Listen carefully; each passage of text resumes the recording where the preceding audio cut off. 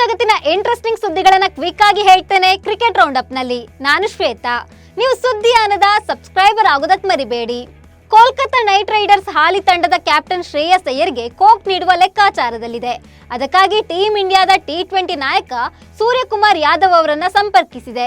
ನಾಯಕತ್ವ ನೀಡ್ತೀವಿ, ಕೋಟಿ ಕೋಟಿ ದುಡ್ಡು ಕೊಟ್ಟು ನಿಮ್ಮನ್ನ ಖರೀದಿ ಮಾಡ್ತೀವಿ, ತಂಡವನ್ನ ಮುನ್ನಡೆಸಿಕೊಂಡು ಹೋಗಿ ಅಂತ ಸೂರ್ಯ ಬಳಿ ಮನವಿ ಮಾಡಿಕೊಂಡಿದೆ ಎಂದು ವರದಿಯಾಗಿದೆ. ಬಾಂಗ್ಲಾದೇಶ ವಿರುದ್ಧದ 2 ಪಂದ್ಯಗಳ ಟೆಸ್ಟ್ ಸರಣಿಗೆ ಟೀಂ ಇಂಡಿಯಾದ ನಾಯಕ ರೋಹಿತ್ ಶರ್ಮಾ ಈಗಿನಿಂದಲೇ ಅಭ್ಯಾಸ ಆರಂಭಿಸಿದ್ದಾರೆ. ತಮ್ಮ ತವರಾದ ಮುಂಬಯಿಯ ಸಾರ್ವಜನಿಕ ಪಾರ್ಕ್ ಒಂದರಲ್ಲಿ ಭಾರತ ತಂಡದ ಸಹಾಯಕ ಕೋಚ್ ಅಭಿಷೇಕ್ ನಾಯರ್ ಅವರೊಂದಿಗೆ ತರಬೇತಿ ಪಡೆಯುತ್ತಿರುವ ವಿಡಿಯೋ ವೈರಲ್ ಆಗಿದೆ. ಬಾಂಗ್ಲಾದೇಶ ವಿರುದ್ಧದ ಟೆಸ್ಟ್ ಸರಣಿ ಸೆಪ್ಟೆಂಬರ್ 19ರಿಂದ ಆರಂಭಗೊಳ್ಳಲಿದೆ. ಸ್ಟಾರ್ ಓಪನರ್ ಎನಿಸಿಕೊಂಡಿದ್ದ ಶಿಖರ್ ಧವನ್ ಕ್ರಿಕೆಟ್ಗೆ ಗುಡ್ ಬೈ ಹೇಳಿದ್ಯಾಕೆ ಎಂಬ ಕಾರಣ ರಿವೀಲ್ ಆಗಿದೆ.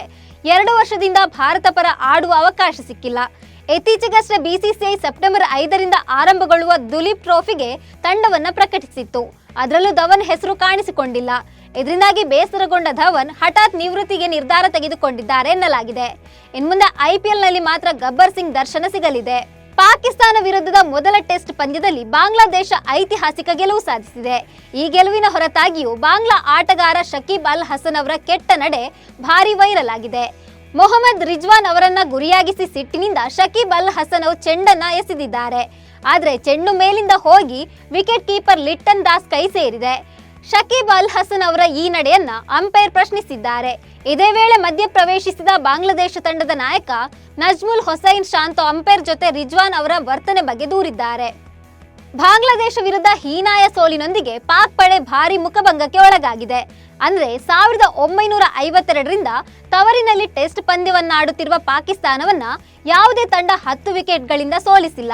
ಆದ್ರೆ ಈ ಬಾರಿ ಈ ದಾಖಲೆಗೆ ಬ್ರೇಕ್ ಹಾಕುವಲ್ಲಿ ಬಾಂಗ್ಲಾ ಪಡೆ ಯಶಸ್ವಿಯಾಗಿದೆ. ಇದೇ ಮೊದಲ ಬಾರಿಗೆ ಪಾಕಿಸ್ತಾನ ತಂಡವನ್ನ 10 ವಿಕೆಟ್ಗಳಿಂದ ಸೋಲಿಸಿ ಬಾಂಗ್ಲಾದೇಶ ಐತಿಹಾಸಿಕ ಸಾಧನೆ ಮಾಡಿದೆ.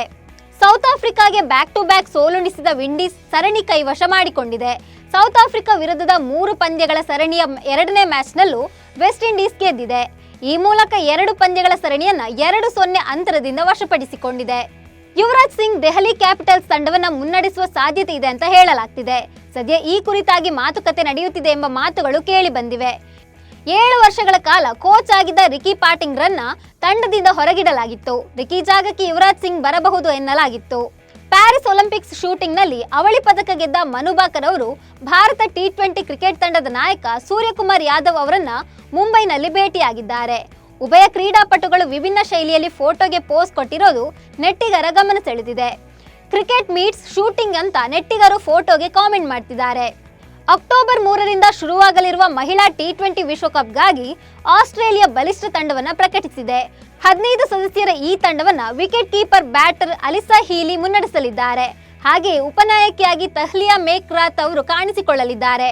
ಅಚ್ಚರಿ ಅಂದ್ರೆ ಈ ತಂಡದಲ್ಲಿ ಅನುಭವಿ ಎಡಗೈ ಸ್ಪಿನ್ನರ್ ಜೆಸ್ ಜೊನಾಸನ್ಗೆ ಸ್ಥಾನ ನೀಡಲಾಗಿಲ್ಲ.